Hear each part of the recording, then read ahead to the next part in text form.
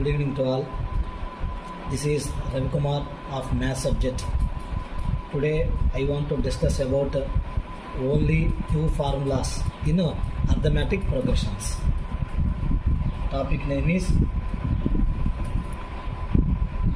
arithmetic progressions.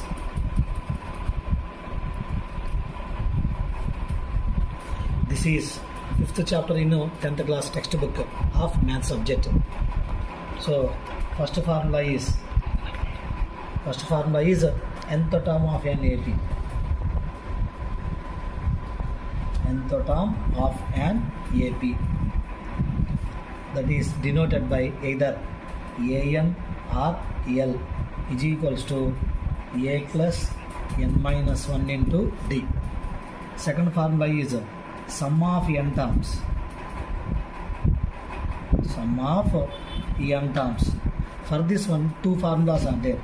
First formula, Sn is equals to n by 2 into 2a plus n minus 1 into d. And second formula, Sn is equals to n by 2 into a plus l, or otherwise Sn is equals to n by 2 into a plus an. Thank you.